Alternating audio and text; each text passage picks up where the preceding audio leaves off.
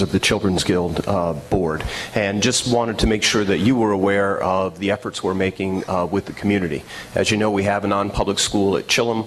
We serve DC students also in our Brooklyn campus, but we also understand the need to more intimately get to know the DC community and them get to know us. So we've been to Councilman McDuffie's office, certainly Councilwoman Alexander's office.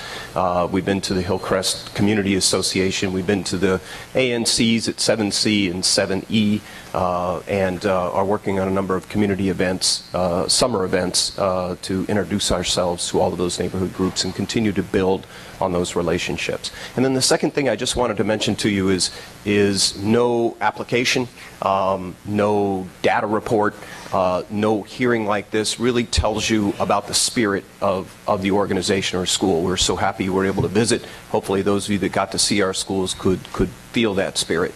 And when Mr. Baldwin mentioned in the question, I believe, from Ms. Mead about our capacity, he talked about being a $40 million organization. Well, we weren't always affiliate, $40 million organization. In fact, we started out as a very small organization, $3 million when that special education opportunity first came. And how the Children's Guild built its reputation in special education was by taking any student. When other schools didn't want them, wouldn't take them, in the Baltimore area or any surrounding areas, it was the Children's Guild that was the last resort and where they came. And people would say, well, there's no way you can help that kid, so go ahead, have them. And that's how our reputation was built. And pretty soon it was like, wow, they really are able to handle those kids. And then as Dr. Ross talked about, the idea was charter schools. Well, who wants to go to a charter school run by a special education organization? But as you know, now we have waiting lists at all of our charter schools. So we like to think of ourselves as making the impossible possible. This is a really special design and idea, this hybrid school, and we're really excited about trying to make the impossible possible here. Thank you. Thank you. Yes, thank you. I appreciate it. Good evening. Thank you for having me. My name is Dr. Kelly A. Cheryl Linkus, and I'm a professor at the George Washington University. I have a doctorate in educational administration policy. I also have a law degree from GW. And I have a research expertise in education law specific to special education. So what happened is I have been doing a lot of training with DCPS, and through that I was contacted by the Children's Guild and had an opportunity to start working with them. And I'm excited to be here. If you were to approve the charter, I would be willing and able to serve on their board. I've been contacted about that. So let me tell you a little bit why I think you should support and approve it. The sheer volume of hearing officer decisions in favor of parents in the DC public schools speaks to the undisputed nature that DC requires some assistance with provision of a free, appropriate public education in the least restrictive environment for their special education children. And over 1,700 students with IEPs are not educated in DCPS schools. Instead, DC must spend its IDEA dollars on hefty non-public tuition transportation price tags in order to try to meet the FAPE needs of children eligible for these special education related services. But importantly, very few of these 1,700 plus students receive FAPE in the least restrictive environment. The proposed Children's Guild Charter School will undoubtedly not only provide FAPE, but it will do so in the least restrictive environment, which was the most exciting part of it to me.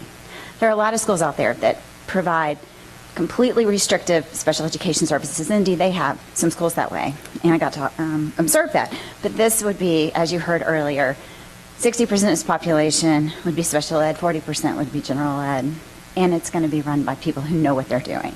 So most importantly, to me, as a lawyer, a school lawyer, it will not run afoul of the legal pitfalls that many charter schools do. My research has shown that charter schools sometimes struggle educating children with special education because of not being able to serve their needs.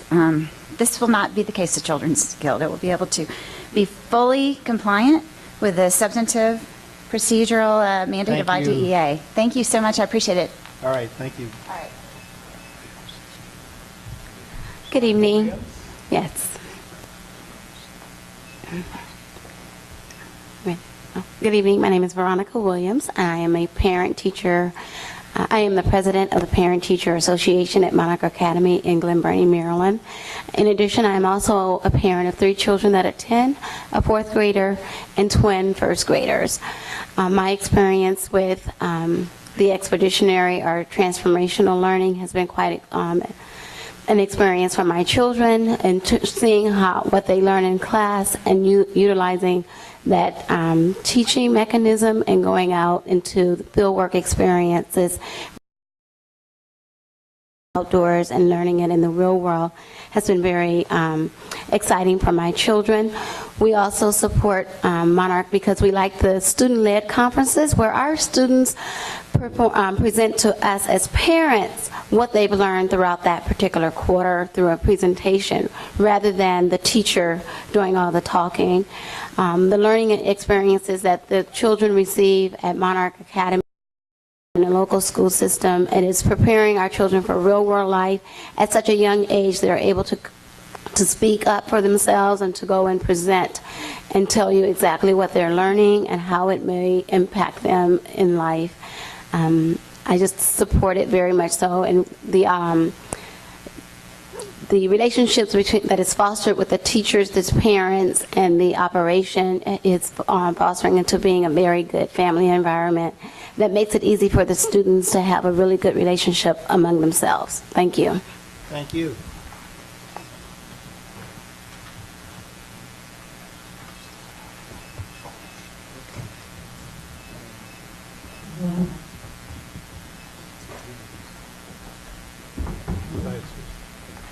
I'm Susan Gross. As chair of the DC Citizen Review Panel, an independent oversight body charged with monitoring the DC child welfare system, I learned a great deal about the challenges faced by foster care children and the obstacles they face. No children in foster care face greater challenges than preteen and teenage youth. Not only are they going through the normal turbulence of adolescence, but they're dealing with the trauma of having been abused or neglected and separated from their birth families. Many are hard to place and either move from foster home to foster home or live in group homes where they get little or no parental support. Monument Academy is a school that's tailored to meet the unique challenges involved in educating foster care youth and preparing them for successful adult living. Youth in foster care have high rates of truancy, and many are disaffected from school. Monument's curriculum is designed to engage these youth in their education, cultivate a learning mindset, and provide the remedial support so many of them will need. Most youth in foster care have experienced serious trauma and suffer from emotional and social problems. Monument will have a first-rate clinical staff to provide these students with therapeutic supports, and its entire staff will be trained in trauma-based approaches that enable them to deal effectively with troubled students. A high percentage of youth age out of care with educational or vocational, without the vocational or educational skills necessary to get a job. Monument will either prepare youth for college or equip them with employable skills that put them on a career trajectory. Youth in the foster care system come from unstable homes in which they've had no one to consistently guide and care for them. Monument will provide them with a stable, nurturing environment and connect them to adults they can depend upon and trust. Thank you. Thank you. Susan, did you identify yourself when you... I am the interim chair of the board of Monument Academy and the former chair of the DC Citizen Review Panel for Child Welfare. Susan Stevenson. Good evening. I'm Susan Stevenson, Executive Director of the Flamboyant Foundation. Flamboyant Foundation is a private family foundation which began in Puerto Rico in 2006 and opened its doors in Washington, D.C. in 2008. Our mission is to improve educational outcomes for children in public schools. In Washington, D.C., Flamboyant's focus is on family engagement and education advocacy. We define family engagement as the collaboration between families and schools that drives student learning. Flamboyant's work focuses on building the capacity of schools, principals, teachers, and districts to reach out and partner effectively with families. We believe at the heart of every effective family engagement effort, three key things are happening. Teachers are building relationships with families. Teachers and school staff are communicating regularly with families. And teachers and families are partnering to support students' academic success. What these strategies actually look like is very different depending on a school's context.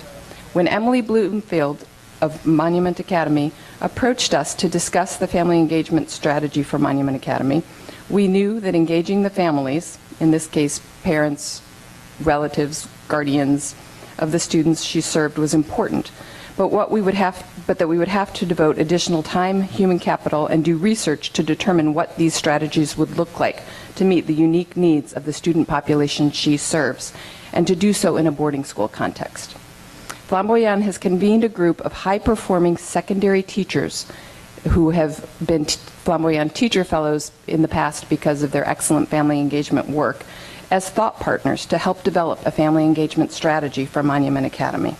These teachers come from across the city, serving wards 1, 7, and 8, both DCPS and charter teachers, and have experience working with students and families who have been touched by the child welfare system. Starting in March, these teachers, along with Flamboyant's Director of Program Development and Training, have been meeting monthly with Emily and her team to develop a strategy. Susan, if you have Thank more, you. you could leave it for the I will. record. Thank Thanks. Good evening. I'm Kathleen Hrbek, a manager at Turnaround for Children. On behalf of Turnaround for Children, I would like to express support for Monument Academy. The strength of the goals of Monument Academy lies in their focus on building a foundation for all students that incorporates a rigorous plan to address the needs of their academic needs and their social emotional needs. The goals of Monument Academy are completely aligned with the vision that they have laid out that will establish support for some of Washington, D.C.'s highest need students. As an organization, Turnaround for Children has over 10 years of experience working in and partnering with schools to help mitigate the effects of poverty on students and classrooms. Specifically, we partner with public schools to address the knowable, predictable, and recurring challenges to teaching and learning that stem from the stress and the trauma of poverty. We have partnered with 5 low-performing schools in Washington, D.C. during the 2013-14 school year. In recent months, Turnaround for Children has been advising the founding team of Monument on the development of their school model and support structures, as well as the capacities needed in their school leaders and educators in order to serve students. We are eager to continue this work during the planning year and beyond, providing expertise in designing a fortified environment for teaching and learning. In February, we submitted a letter of support in Monument's charter application, and we would like to reaffirm our support for Monument Academy and give them a strong endorsement of their school plan, a plan that has the strong potential to fill a critical gap for students. We believe that Monument Academy will lay forth a path for student success in a comprehensively supportive environment, and furthermore, we believe this plan will ensure students are able to tackle challenging coursework in order to ensure they are career and college ready. Thank you. Thank you. Are there any public officials, elected officials, who want to speak to any one of these 3 applications? Okay, we're halfway through. Again, thank all of you who took the time to come out and support these applications. Why don't we take a minute, so if some of you want to leave, but as we're doing that, would Washington Global representatives come on up?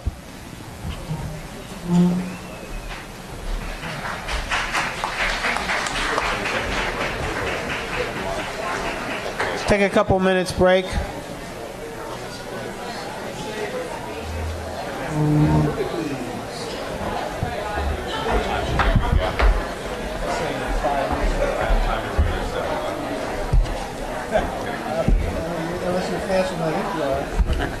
How about This one's run down to the Florida Avenue Grill.